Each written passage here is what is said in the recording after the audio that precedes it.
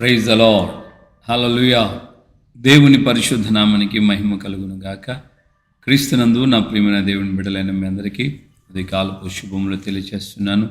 ప్రియులారా, ఎలా ఉన్నారు? మన ప్రభు రక్షకుడైన యేసయ్య అంతవరకు మనల్ని కాపాడి ఆయన సంరక్షించారు. ఆయన చేసిన మేలన్నిటిని బట్టి మనము మానక కృతజ్ఞతాస్తుతి చెల్లింపబద్దులమై ఉన్నాం. హల్లెలూయా. సో ఈ యొక్క దినమందు దేవుని యొక్క లేఖనంలో ఉండే వచ్చిన మాటను మనం జ్ఞాపకం చేసుకుందాం. ప్రవక్త అయిన యిర్మీయా కాలంలో ఇజ్రాయిళ్ళు చెరపట్టబడి వెళ్ళిపోయారు.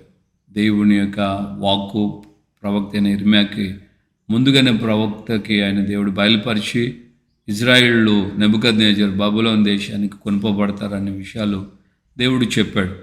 సో అవిధేయులైనటువంటి ఇజ్రాయిళ్ళు దేవుని మాటను నిర్లక్ష్యపరిచారు. దేవుని యొక్క కోపం వారి మీద రగులుకుంటూ ఉండగా పశ్చాత్తాపం లేకుండా వారు బ్రతికారు.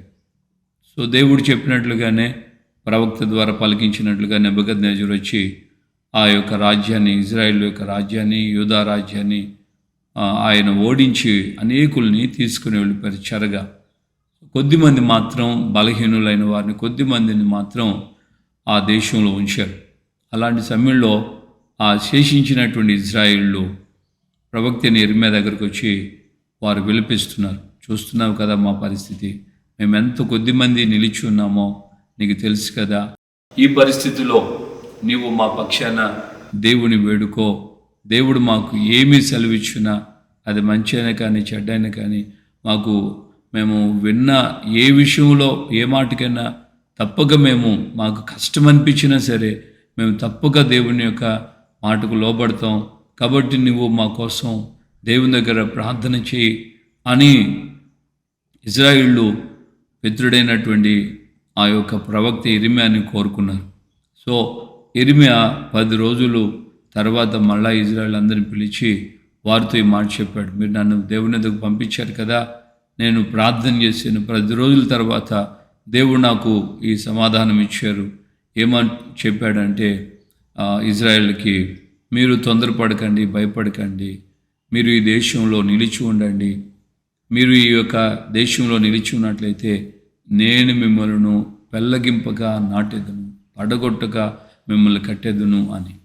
సో దేవుని యొక్క దాసుడు ప్రవక్త అయిన యిర్మీయా ద్వారా ఆ రోజు ఉన్నటువంటి యూదా ప్రజలందరికీ, యూదా రాజ్యంలో శేషించిన వారందరికీ ఆయన చెప్పినటువంటి మాట, నేను మిమ్మల్ని నాటేదును, నేను మిమ్మల్ని కట్టేదును, నేను మిమ్మల్ని పడగొట్టును, నేను మిమ్మల్ని విరగొట్టును, నేను మిమ్మల్ని ఆడుతాను, మిమ్మల్ని పెళ్ళగించును అని. ఎందుకు అనంటే ఆల్రెడీ దేవుని యొక్క సన్నిధిలో అనేక విషయాల్లో వీరు తిరుగుబాటు చేశారు. దేవునికి లోబడలేదు. దేవుడు చెప్పిన ఆజ్ఞలకు విధేయులు కాలేదు, అవిధేయులయ్యారు. ఆ యొక్క ప్రాంతాన్ని నిరపరాధుల రక్తంతో ఆ యొక్క ప్రాంతాన్ని వారు నింపారు. యెరూషలేము, యూదా రాజ్యాలలో, దేశంలో నిరపరాధుల రక్తం చిందించబడింది. ఎవడు బలవంతుడై, ఎవడు ఆస్తిపరుడైతే బలహీనుడైన వారిని దోచుకోవటం, సొంత ఇజ్రాయిల్నే వారు బానిసలుగా మార్చుకోవటం, ఇలాగ అనేక విషయాలు దేవునికి వారు వేదన కలుగు చేశారు. ఆ కోపం ఇజ్రాయిల్ మీద, ఆ యూదా జనాంగం మీద దేవునికి రగులుకున్నప్పుడు దేవుడు చేయొద్దన్న వాటిని చేస్తూ, విగ్రహారాధన చేస్తూ, తన ప్రజలైనటువంటి సహోదరుల్ని కూడా బానిసలుగా మార్చుకొని వారికి స్వతంత్రత ఇవ్వకుండా ఈ విధంగా దేవుని ఆజ్ఞలకు వారు పూర్తి భిన్నంగా ప్రవర్తించినందువల్లనే దేవుడు వారిని పెళ్ళగించాడు, దేవుడు వారిని పడగొట్టాడు. దేవుని బిడ్డలారా, కానీ దేవుని యొద్దకు వచ్చి విచారణ చేసి, ప్రార్థన చేసి, మాకు దేవుని మాటలు తెలియచేయమని చెప్పినటువంటి ఆ యొక్క యూదా రాజ్య ప్రజలకి ప్రవక్త అయిన యిర్మీయా ద్వారా దేవుడు పలికించిన మాట ఈ రోజున ఆయన చెప్తున్నాడు, నేను మిమ్మల్ని పడగొట్టగా నాటెదను, మిమ్మల్ని కడతాను, పెళ్ళగించగా మిమ్మల్ని ఆడుతాను. మీరు భయపడకండి, తొందరపడకండి. తొందరపడితే ఏం చేస్తాం? తొందర నిర్ణయాలు తీసుకుంటాం. విచారించటం, ఆలోచించటం ఇవేవి చేయం. అందువలన మన జీవితంలో మనం బాగా గమనించాల్సిన విషయం ఏంటంటే, దేవుని యొద్ద విచారణ చేయమైనటువంటి ప్రజలకు దేవుని యొద్ద నుండి వచ్చినటువంటి ఆ వర్తమానం వారికి ఇంపుగా లేదు. దేవుడు చెప్పిన మాటలు యందు కూడా తర్వాత కూడా విచారణ చేసి ప్రార్థన చేయమని చెప్పిన తర్వాత కూడా దేవుని యొద్ద నుండి వాక్యం వచ్చిన తర్వాత కూడా వారు దేవుని మాటను అంగీకరించలేదు. వారు దేవుని మాటను అంగీకరించకపోగా ప్రవక్త అయిన యిర్మీయాతో ఏమన్నారంటే, నువ్వు అబద్ధం చెప్తున్నావు అని అన్నారు. నువ్వు అబద్ధం చెప్తున్నావు, దేవుడిని నీకు చెప్పలేదు, దేవుడు నిన్ను పంపలేదు, దేవుడు ఈ మాట నీకు చెప్పమని చెప్పలేదు. సో ఇప్పుడు మేమేం చేస్తామంటే మా సొంత ఆలోచనల ప్రకారంగా మా యొక్క నడిపింపు ప్రకారంగా మేము వెళ్ళిపోతాం. ఇది దేవుడు చెప్పింది కాదు అని ప్రవక్తనే ప్రవక్త మీదే వారు నేరం మోపటం ప్రారంభించారు. దేవుని బిడ్డలుగా ఈ రోజున మనం గమనించాల్సినటువంటి విషయం ఏంటంటే, మనము తొందరపడుతున్నాం, మనం అవిధేయత కనపరిచాం, మనం దేవుణ్ణి ఆశ్రయించాం, పశ్చాత్తాపంతో సహాయం చేయమని వేడుకుంటూ కూడా తిరుగుబాటు చేసే హృదయం, అయ్యా మాకు బాగులేదయ్యా, మాకు అనారోగ్యంగా ఉందయ్యా, మా పరిస్థితులు ఎలా ఉన్నాయ్యా అంటూ కూడా మనం దేవునికి వ్యతిరేకంగా ప్రవర్తించడమే, వ్యతిరేకంగా జీవించడమే. తద్వారానే మన జీవితంలో అనేక విధాలైనటువంటి బాధలు, కష్టాలు, కన్నీళ్ళు మనం ఎదుర్కొంటున్నాం. స్టిల్ ఈరోజు కూడా అనేక కుటుంబాలు ఈ రోజుకి అదే మూలుగులు, అదే వేదన, ప్రార్థనలు చేస్తూ కూడా కన్నీళ్ళు అవే, ప్రార్థన చేస్తూ ఉపవాసాలు ఉంటున్నాం, దేవుని వద్ద నుండి వాక్కు రావాలి, ఆయన మాటకు లోబడతామా అని అంటూ కూడా తిరుగుబాటుతానని. ఆ రోజున యూదా జనాంగం, ఈ రోజున మనలో అనేకులు ఈ విధంగానే జీవిస్తున్నారు. కనుక దేవుని యొక్క సన్నిధిలో నీకు నీవుగా ఒక పశ్చాత్తాపం, నీకు నీవుగా ఒక మార్పు తీసుకొచ్చుకోవాలి. దేవుణ్ణి అడగాలి, దేవా నన్ను క్షమించండి, నాకు సహాయం చేయండి, ఆ యొక్క తిరుగుబాటు తత్వం నాలోండి తీసివేయండి, లోబడే మనసు నాకు దయచేయండి అని కన్నీళ్లతో పశ్చాత్తాపడినట్లయితే నిశ్చయముగా దేవుడు నిన్ను కరుణిస్తాడు, దేవుడు నీకు సహాయం చేస్తాడు, నీ కుటుంబాన్ని కడతాడు. నీ యొక్క స్థితిని ఎక్కడైతే, ఏ విషయంలో అయితే నీ యొక్క జీవితం ఇన్బ్యాలెన్స్గా, స్టెబిలిటీ లేకుండా, స్థిరత్వం లేకుండా ఆటుపోట్లకు గురవుతుందో వాటన్నిటి నుండి ప్రభు నీకు విడిపించి ఆయన నీకు చెప్పినట్లుగానే నిన్ను నాటుతాడు, అడగొట్టుడు, నిన్ను కట్టుతాడు, నిన్ను పెళ్ళగించుడు.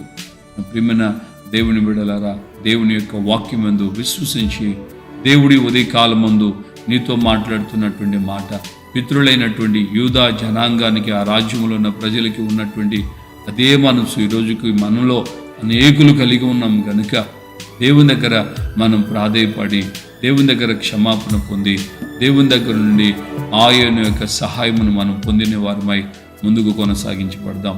ప్రభు మీకు తోడుగా ఉండి మిమ్మల్ని బలపరిచి నడిపించును గాక.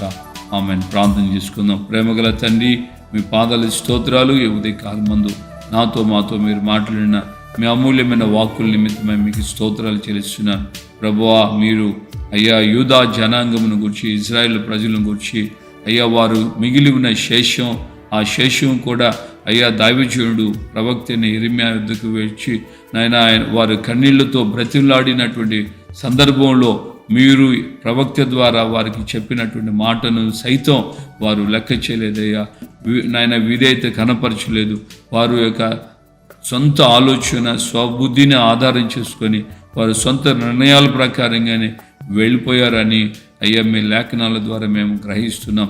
కనుక ఈ మాటలు వింటున్నటువంటి నీ బిడలైన మేము ఇక మీదట మాలో, మా గుండెలలో, మా హృదయాలలో, మా స్వభావాలలో తిరుగుబాటు తత్వం లేకుండా పరిపూర్ణంగా మీ నోట నుండి వస్తున్న ప్రతి మాటను మేము శిరసా వహించి అయ్యా చిత్తశుద్ధితో దానికి లోబడి అయ్యా మమ్మల్ని మేము చంపుకొని మీకు నాయన మేము పూర్తిగా విధేయులమై ముందుకు సాగుటకు సహాయం చేయమని ప్రార్థన చేస్తున్నాం.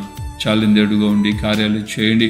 ఈ యొక్క మాటలు విన్న నీ బిడల జీవితాల్లో ఒక్కొక్కరికి నాయన తగినటువంటి సహాయమును మీరు అనుగ్రహిస్తూ నిజమైన పశ్చాత్తాపంతో, నిజమైనటువంటి నాయన అయ్యా తగ్గింపుతో మీ యొక్క సన్నిధిలో ప్రార్థనా పూర్వకంగా నీ బిడ్డలు మీ యొక్క అయ్యా కృపకు పాత్రులై మీ మాటకు లోబడుతూ తమను తాము మీకు అప్పగించుకొని ముందుకు సాగుతూ సహాయం ఇచ్చే ఘనత, మహిమ, ప్రభావాలు మీరు మాత్రమే పొందమని యేసు పరిశుద్ధ నామములో ప్రార్థన చేసి పొంది ఉన్నాము తండ్రి.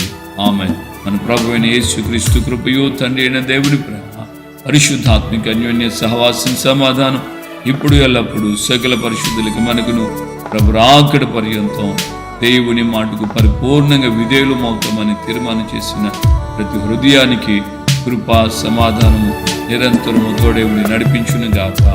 ఆమేన్, ఆమేన్, ఆమేన్. హల్లెలూయా. ప్రభుపేట అందరికీ వందనాలు.